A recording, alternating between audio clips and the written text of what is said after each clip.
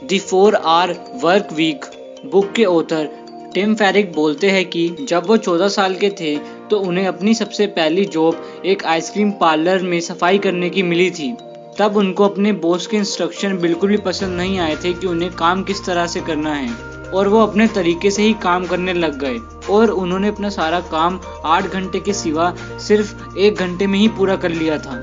बाकी free time में वो मैगजीन पढ़ते और कुंफू की प्रैक्टिस करते, और ये बात उनके बॉस को पता चल गई और उनके बॉस ने तीसरे दिन ही उनको नौकरी से निकाल दिया।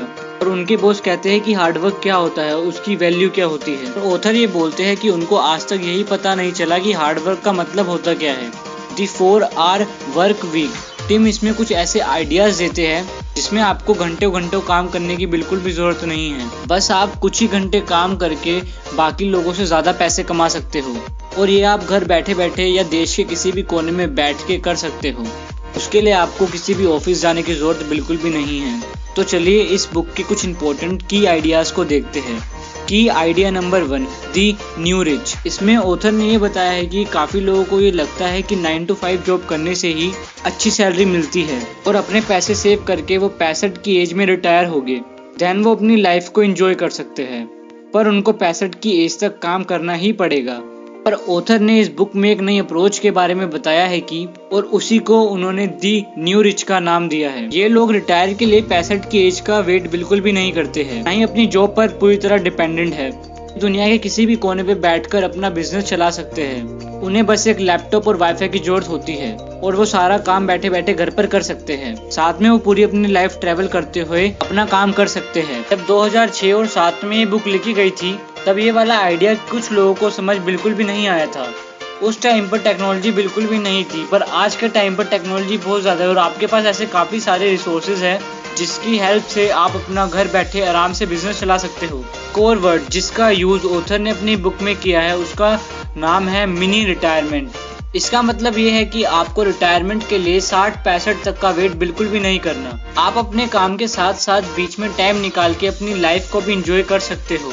ऑथर ये बोलते हैं कि वो हर 2 महीने काम करने के बाद 1 महीने का ब्रेक लेते थे और नई नई लोकेशंस पर घूमने जाते थे और दुनिया को वो एक्सप्लोर करते थे, क्योंकि उनका बिजनेस उनके बिना ही चलता रहता था। की idea number 2, absolute income versus relative income. Generally होता क्या है, हम अपनी वेल्थ को पैसों से ही नापते हैं। अगर कोई इंसान ज्यादा पैसे कमाता है तो हम उसे ज्यादा अमीर मानते हैं, पर ये पूरी तरह से सच नहीं है। कुछ फैक्टर है जो इस पे काम करते हैं कि आज के टाइम पर सिर्फ पैसा होना ही आपको अमीर नहीं बनाता है। आपके पास कितना ज्यादा टाइम है और आपके पास कितनी ज्यादा फ्रीडम है, ये चीज आपको अमीर बनाती है। चलिए अब इसे एक एग्जाम्पल के थ्रू समझते हैं। 2 आदमी, एक का नाम है सन्नी और एक का नाम है बंटी। बंटी एक बहुत ही बड़ी कंपनी में काम करता है और उसकी सैलरी 1 लाख पर मंथ है। और दूसरी तरफ है सन्नी, वो एक ऑनलाइन बिजनेस चलाता है, वो उससे हर महीने 75,000 रुपए कमाता है। अब मैं आपसे पूछूं कि इन दोनों में से सबसे ज्यादा अमीर कौन है, तो आपका जवाब होगा बंटी, क्योंकि उसकी सैलरी सन्नी से ज्यादा है। और उसकी सैलरी इसलिए ज्यादा है क्योंकि हम उसकी इनकम को एब्सोल्यूट इनकम की नजरिए से देख रहे हैं। बट अगर हम उनकी रिलेटिव इनकम चेक करें तो बंटी हफ्ते के 40 घंटे काम करता है और दूसरी तरफ सन्नी हफ्ते के 15 घंटे काम करता है। तो बंटी हर घंटे के 625 रुपए कमाता है और सन्नी हर घंटे के 1250 रुपए कमाता है। तो सन्नी जस्ट बंटी से दुगना पैसा कमाता है। अब आप बताइए कि कौन ज्यादा कमाता है, क्योंकि बंटी हफ्ते में बहुत ज्यादा काम करता है तो उसके पास बिल्कुल भी टाइम नहीं बचता, और दूसरी तरफ सन्नी के पास काफी ज्यादा टाइम है अपने ऊपर लगाने के लिए और वो उस टाइम में अपनी स्किल्स को बढ़ाता है और अपने बिजनेस को आगे ले जाने के लिए बहुत ज्यादा हार्ड वर्क करता है। और अगर हम इसको अब रिलेटिवली देखें तो सन्नी बंटी से बहुत ज्यादा अमीर है, क्योंकि सन्नी के पास बंटी से हर हफ्ते 25 घंटे ज्यादा है। अभी तक हमने सिर्फ इसको टाइम के बेस पर कंपेयर किया है। अगर हम इसको अब पेस के बेसिस पे करें, क्योंकि बंटी एक बड़े शहर पे रहता है, क्योंकि उसकी जो कंपनी है वो एक बड़े शहर के अंदर है और उसके वहाँ पे खर्चे भी बहुत ज्यादा है और उसको डेली अप डाउन करना पड़ता है ऑफिस के लिए। और दूसरी तरफ सन्नी अपना काम ऑनलाइन करता है, वो दुनिया में कहीं भी रहकर अपना ऑनलाइन काम कर सकता है और सन्नी पैसा कमाता डॉलर में है और खर्च रुपए में करता है।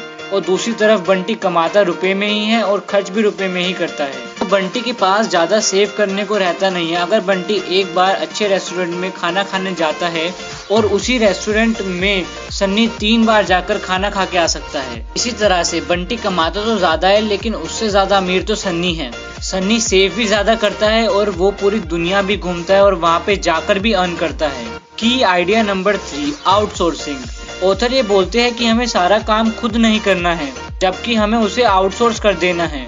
पहले मुझे भी ये समझ नहीं आया था, जो काम मैं करता हूँ वो पैसे देके मैं दूसरे लोगों से वही काम क्यों करवाऊँ। और इवन मुझे पहले ये लगता था कि जो अमीर लोग हैं वो अपना ड्राइवर क्यों रखते हैं, खाना बनाने के लिए शेफ क्यों रखते हैं और बाकी छोटे मोटे कामों के लिए वो नौकर क्यों रखते हैं। पहले मुझे ऐसा लगता था कि वो एक्चुअल में शो ऑफ करते हैं, लेकिन वो शो ऑफ बिल्कुल भी नहीं करते। उन्हें अपने टाइम की कीमत पता है। उन्हें ये पता है कि अगर वो अपने काम को आउटसोर्स कर देंगे तो उनके पास और ज्यादा टाइम होगा अपनी प्रोडक्टिविटी को निकालने के लिए और वो उसी फ्री टाइम में अपने बिजनेस को और भी ज्यादा ग्रो कर सकते हैं और वो उस टाइम पे उन लोगों की सैलरी से बहुत ही ज्यादा पैसा कमा सकते हैं। इसलिए वो ऐसे लोगों को हायर करते हैं कि वो उनका काम कर सके और इसलिए आपको अपना काम अपने बिजनेस में आउटसोर्स ज्यादा कर देना है। आपको सिर्फ वही काम करना है जो आप कर सकते हो, बाकी आपको कोई भी काम नहीं करना। बाकी सारा काम आपको ऑटोमेट कर देना है और उससे आपके पास बहुत ज्यादा फ्री टाइम होगा और आप उस फ्री टाइम का अच्छे से यूज कर सकते हो अपने बिजनेस को ग्रो करने के लिए और आप बाहर जाके घूम के अपनी लाइफ अच्छे से एंजॉय भी कर सकते हो। की idea number 4, being effective versus being efficient. तो सबसे पहले हम ये देखते हैं कि इफेक्टिव में और एफिशिएंट में डिफरेंस क्या है। इफेक्टिव का मतलब सही चीजों को करना है, मतलब कि हमें चूज करना है कि हमारे लिए क्या क्या चीजें सही है। और एफिशिएंट का मतलब ये है कि चीजों को सही तरीके से करना।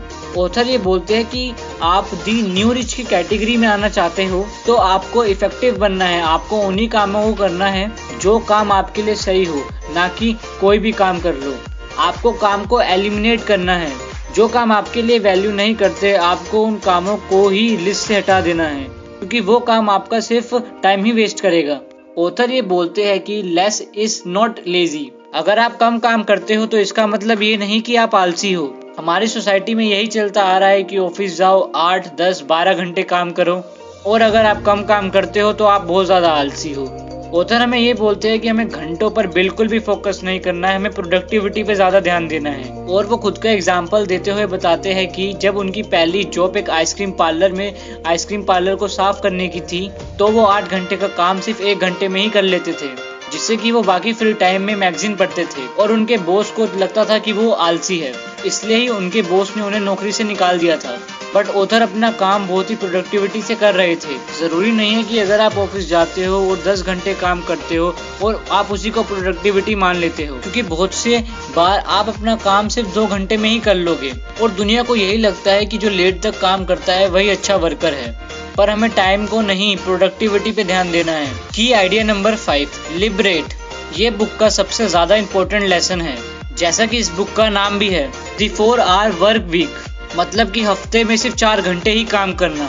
हम जब अपना सारा काम एलिमिनेट कर देंगे कि जितना काम हमारे लिए इम्पोर्टेंट है उतना ही हमें करना है और जो हमें नहीं करना उस काम को हम आउटसोर्स कर सकते हैं और हमारे पास बहुत सारा टाइम होगा, जिससे कि आप अपनी नई नई स्किल्स डेवलप कर सकते हैं और आप काफी ज्यादा फ्री भी रहोगे। ऑथर ये बोलते हैं अगर आप अपना कोई बिजनेस इंटरनेट बेस स्टार्ट कर सकते हो, उससे आपकी पैसिव इनकम जनरेट होना स्टार्ट हो जाती है और आप उससे अपनी इनकम को कहीं ज्यादा गुना बढ़ा भी सकते हो और आपके पास टाइम ही टाइम होगा।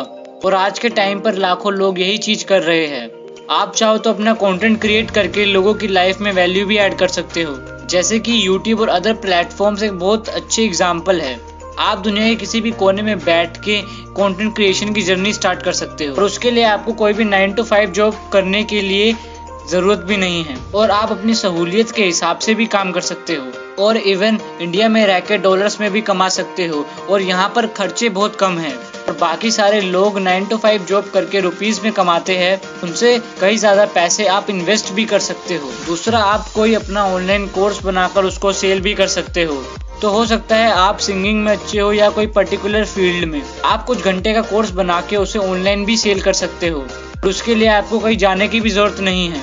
आपको बस एक बार उन सब वीडियोस को बैठ के शूट करना है और आप ऑनलाइन उसे सेल कर सकते हो। और ये सब करके भी आजकल लोग करोड़ों रुपए कमा रहे हैं। तीसरा, आप एक प्रोडक्ट बना के उसे अमेज़न, फ्लिपकार्ट और ईबे पर सेल भी कर सकते हो। मान लो कि आप एक प्रोडक्ट खरीदते हो, जैसे कि आपको एक टी शर्ट बाय करनी है जिसको आप अमेज़न पर प्रिंट करके सेल भी कर सकते हो और काफी ज्यादा प्रॉफिट भी अर्न कर सकते हो। हाँ, ये इतना ज्यादा आसान नहीं है, लेकिन आप इसको सीख के आराम से अपना पैसा कमा सकते हो। इससे ही आप ऐसा सिस्टम क्रिएट कर सकते हो जिससे कि आप सोते हुए भी पैसा कमा सकते हो। तो आप दी न्यू रिच कैटेगरी में शामिल हो गए हो। तो दोस्तों, ये थे कुछ इंपॉर्टेंट की पॉइंट्स इस बुक से। सो गाइस, अगर आपको ये वीडियो अच्छी लगी हो तो प्लीज मेरे चैनल को सब्सक्राइब जरूर करना और इस वीडियो को लाइक और शेयर जरूर करना। और आप मुझे बता सकते हो कि आपको नेक्स्ट वीडियो किस टॉपिक पर चाहिए। So thank you so much.